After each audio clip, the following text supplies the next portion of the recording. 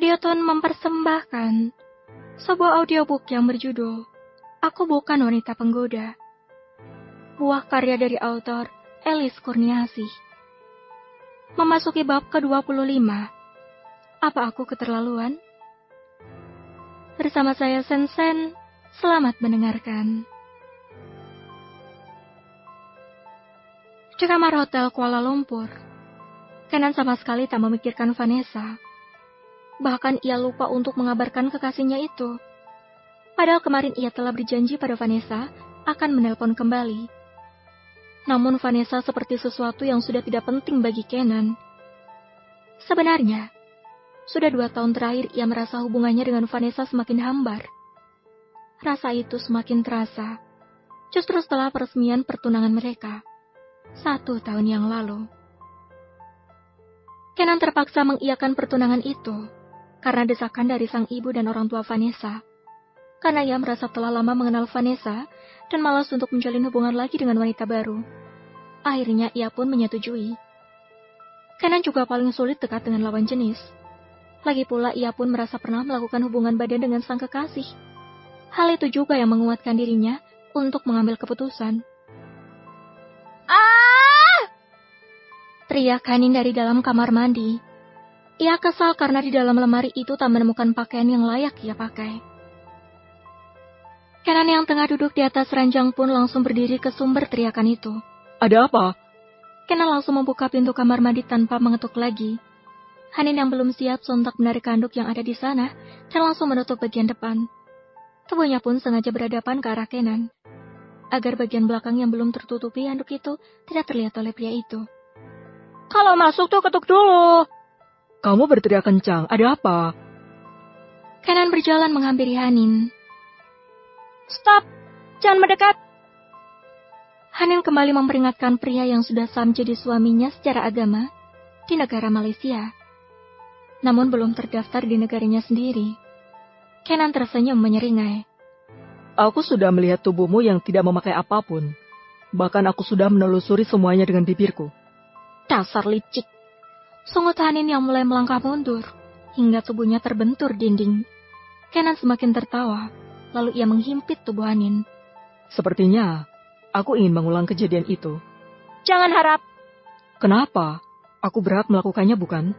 Tanya Kenan dengan mata yang terus menatap kedua mata Hanin. Tangan Kenan bergerilya di area bokong dan kedua paha Hanin, lalu satu tangannya terhenti di bagian sensitif itu.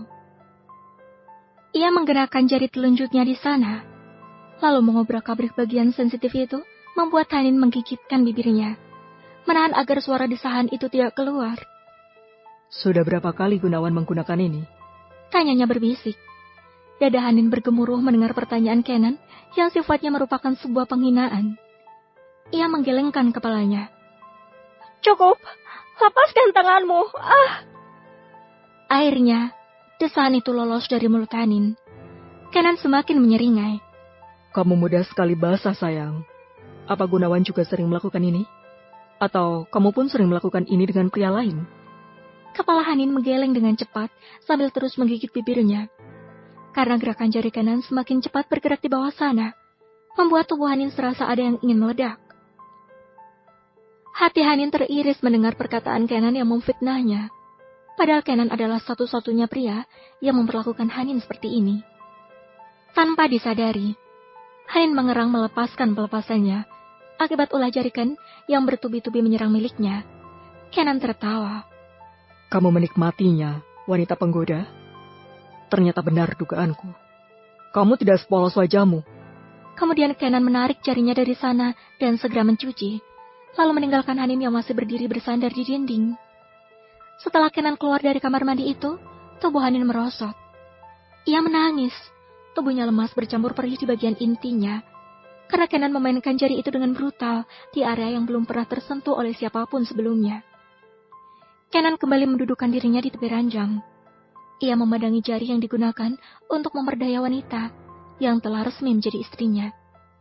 Sempat terbesit di otaknya, mengapa susah sekali menerobos jarinya ke milik Hanin, padahal itu hanya 1 jari. Sedangkan pengalamannya bersama Vanessa, kekasihnya itu tidak akan merasakan nikmat jika hanya dengan 1 jari saja. Bahkan ia menambahkan dengan ketiga jarinya. Apa aku keterlaluan? Tanya Kenan pada dirinya sendiri. Kenan mengusap wajahnya kasar. Entah apa yang terjadi dengannya kini. Padahal ia sangat menghormati wanita sebelumnya. Karena ia memiliki ibu dan adik perempuan yang juga seorang wanita. Dengan Vanessa pun, ia sangat menghormati kekasihnya itu. Ia berusaha untuk tidak melecehkan sang kekasih dan menggunakan tubuhnya saat gairah itu datang. Kenan adalah pria normal yang terkadang gairah itu pun hinggap. Vanessa sendiri yang sering menawarkan tubuhnya untuk menjadi pelampiasan sang kekasih. Tapi Kenan tetap menolak dengan dalih menghormati kekasihnya itu.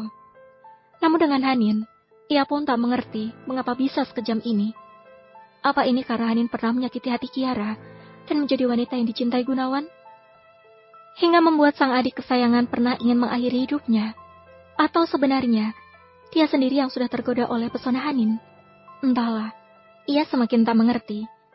Yang jelas ia terhibur dengan ekspresi gemas Hanin yang selalu marah-marah padanya. Juga, ekspresi wajah Hanin juga sedang bergairah seperti tadi. Apalagi saat Hanin melakukan pelepasan. Wajah istrinya itu terlihat semakin seksi dan cukup membuat milik Kenan pun tegak berdiri. Ah, sial. Kenan memandang miliknya yang belum juga normal kembali. Hei, kau menginginkannya? Kenan bergumam sembari memukul miliknya yang tidak bisa dikondisikan. Cepat atau lambat, kau akan merasakannya nanti. Kenan kembali mencoba menidurkan miliknya sambil menunggu Hanin keluar dari kamar mandi. Karena sepertinya Hanin akan semakin lama berada di kamar mandi itu. Bersambung. Terima kasih sudah mendengarkan.